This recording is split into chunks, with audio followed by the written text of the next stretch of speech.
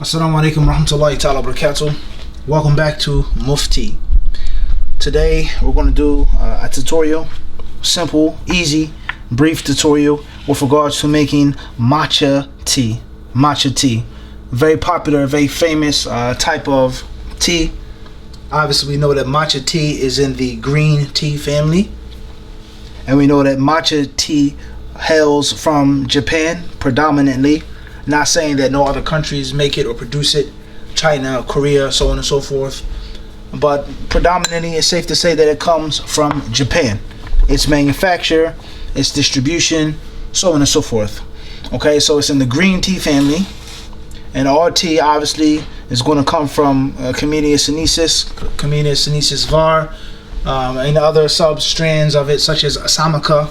Without getting too technical, but in general, as a beginner, it's safe to say that our tea comes from Camellia sinensis. And the differences between green, oolong, black, pu'er, white, yellow tea, so on and so forth, is going to be how the tea leaf is cultivated, how it's grown, where it's picked, how it's picked, when it's picked, and what is done to the leaf or the leaves after picking or plucking, pan firing, it being withered, rolled, baked, it being scented, it being aged, fermented, allowed to mold, etc. Those are the main differences between a black tea and a green tea. Black tea and a green tea, and inshallah ta'ala, we'll get more into that in another video. Right now in this video, we just want to talk about how to make matcha tea. But a few necessary things, such as matcha tea being green, obviously, what country comes from, obviously, and why a green tea is a green tea. So basically, to keep things simple and easy, matcha tea is crushed green tea made into a fine powder.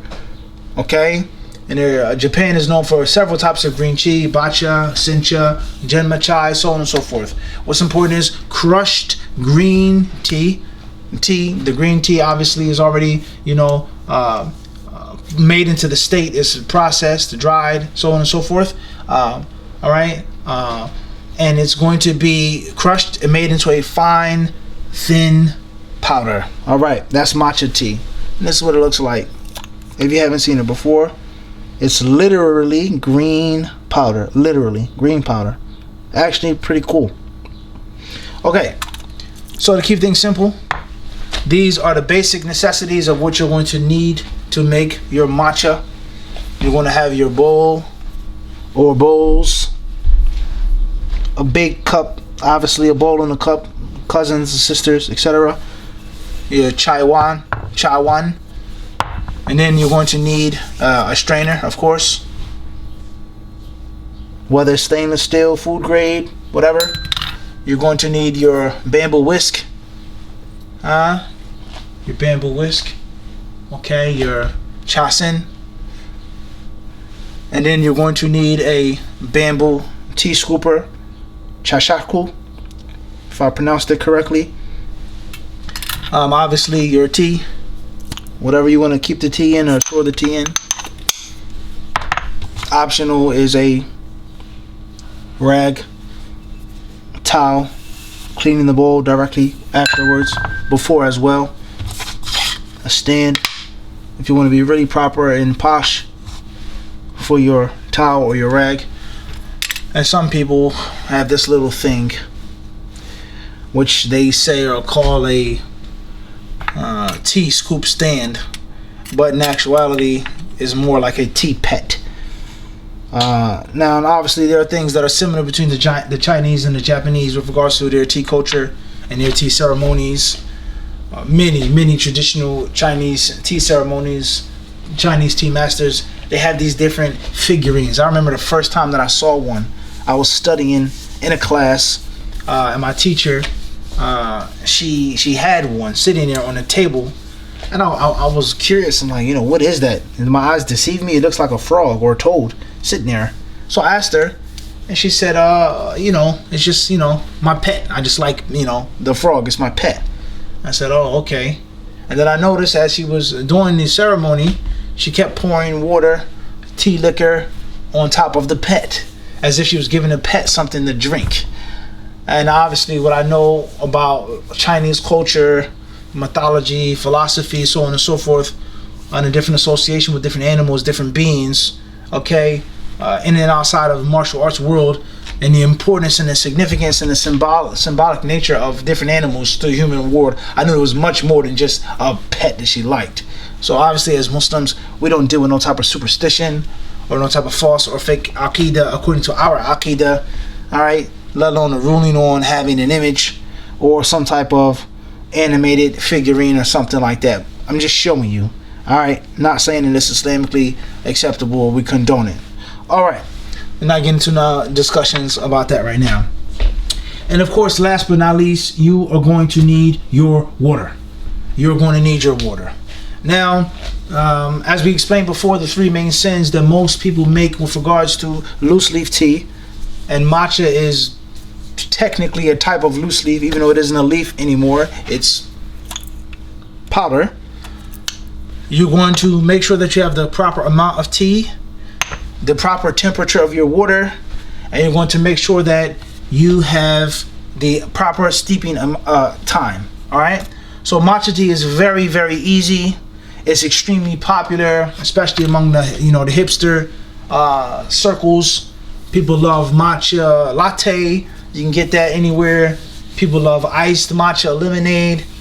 People have matcha cakes, matcha brownies, matcha desserts. Matcha is very, very, very popular, especially among, like I said, the hippie / hipsters, new wave, trendy, old versus new, east versus west type of people, in which they love tea, but they're not super, super duper, hardcore tea heads or tea pigs. All right, similar to boba tea. Is that a type of tea? Young people, hipster people, they love that kind of stuff, and it does have its place where it merges the worlds. Taking tea from being an old lady's drink in America, UK is totally different. Other countries are totally different, but in America, your old lady, your grandma on the porch drinks tea. That tea is not for young, cool, hip, fast-moving, fast-paced young, people. So those matcha drinks and those different types of lattes and boba teas, they have bridged that gap. You get the point I'm trying to make? And Allah surely knows best. All right, enough of that. So matcha tea is very popular. Quite frankly speaking, I would say it's delicious. I would say it's very good. It is very easy to make. But I would say that matcha tea probably isn't for every single person. The plain type of matcha tea. And that is because matcha tea by its nature is going to be very earthy. It's going to be green, like greens or collards, spinachy type of earthy green type of taste, because it's green. Okay? So you shouldn't add any type of sweetener to it. You shouldn't add any type of milk to it. So it's not necessarily everybody's cup of tea. But if you are into that type of natural type of taste, it's going to be delicious. And it's very, very, very simple and easy to make. So these are the things that you're going to need. Once again, strainer, tea scoop, your towel, your actual tea, your bamboo whisk, along with a whisk holder if you want to be proper, and 1 to 2 good medium-sized matcha bowls. All right, this my little mortar pestle has nothing to do with the tea ceremony here, what I'm doing right now. All right, and of course your water. What temperature should your water be? Your water should be about 176 degrees Fahrenheit, which is what, roughly 80 degrees Celsius, roughly. All right, so before we get our water ready, I'm gonna take our scoop, and let's start off by 1 medium healthy size scoop that goes above the base or above the actual scoop itself, like this. And see how it's high up? And you have some scoopers which will allow you to have a different shape or maybe a better shape, and you get it'll be really vertical. The tea will be high up in the air, and it's much more than just inside that little tiny space. So let's start off with this.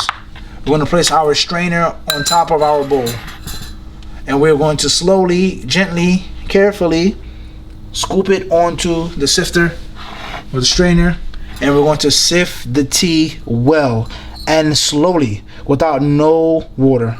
Very important step to prevent clumping and lumping. Easy, simple, simple and easy. As they say, easy does it. Now, some people prefer to put at least 2 scoops for one bowl this size. I'm going to start off with just 1 scoop. I don't like my tea bitter. I do not like my tea too strong, too astringent, you know, chalky type of taste. So start off with 1. You have to play around with it with your tea journal according to your taste, according to your palate. No water, nothing yet. We'll make sure I close our tea. We close our tea because air, humidity, water, sunlight, bright lights are enemies to tea. I cannot stress that enough. They're enemies to tea. And that's going to come in later classes and lessons on how to successfully store your fine tea. Okay. And I see the purpose of the little goose thingy, the duck thingy, is that you can put it back the proper way. Alright. Alright. Set that to the side. Let's get our water ready. Temperature 176 Fahrenheit, about 80 Celsius. And if you want to tone it down, if you want a smoother, more mellow taste, then you can make your water even cooler than that. We're going to put a ratio of 1/3 of the bowl or the cup with water. Bismillah. 1/3. A little more. A little more, a little less, 1/3, give or take. Next step, crucially important, in your whisk is you want to whisk the tea vigorously, and you want to allow the tea to become frothy. You want a good amount of froth or foam for your matcha. And some say is that you should do it in an M shape. In M shape. You don't necessarily have to do it in an M shape, but if you do, that's fine as well. See our color. Let's give it a nice little whisk.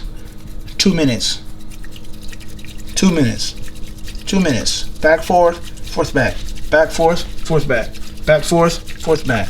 M shape, back, forth, back, forth. It don't have to be an M. It can be another letter, a V. What's important is consistent movement.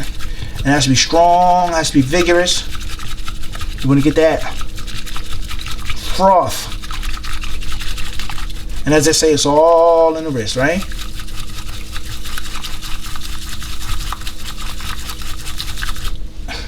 That's without 2 minutes.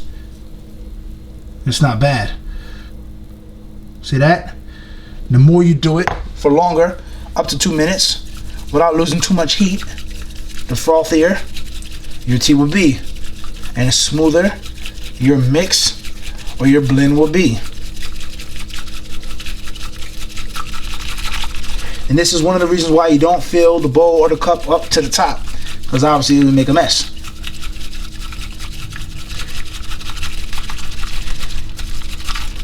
Mix up the flow.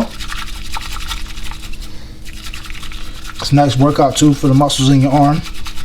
You'll feel the burn afterwards. Good amount of froth. And there you go. It's matcha tea. Next step. Of course, as Muslims, we say Bismillah. Get some good light on it. And that's what it is. Now, you guys can't see me sitting down. I'm going to sit down and drink. Bismillah, the sunnah is to sit down. And many scholars say it's obligatory. Bismillah.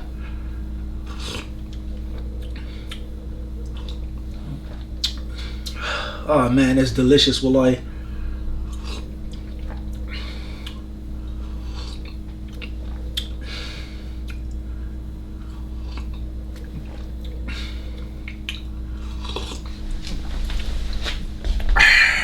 Allahu Akbar. This is good stuff, man. Good stuff. And look how green it is. It's like, you know, like a cartoon or something, like, you know, Ninja Turtles, the ooze, Secret of the Ooze, right? Remember that back in the day? Maybe a little too old for some of the watchers, some of the viewers.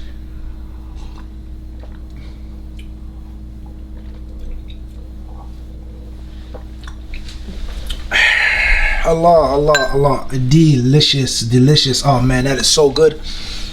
You can have that before your meal, after your meal, and depending on the meal, maybe even with the meal. Now that was good. Allah knows I'm not exaggerating. So you want to make another one. The first cup, the first bowl was too bitter. It was too soft. There wasn't enough flavor. It didn't really like, punch me in the mouth. The flavor that I'm looking for. So what does that mean? That means you readjust, or you adjust. You go back 2 scoops. Maybe the water needs to be hotter. Maybe the water was too hot. Maybe you need to mix it, sift through it more. Do it again. That's why I had a second bowl. You may have to dump it out, re-sift it, switch your bowls, your cups, right? Your chawans. Okay, you may need to, spin it up more and more and more and more and more and more and more. Give it more of a vigorous spin. Okay, so a big part of making tea is experimentation.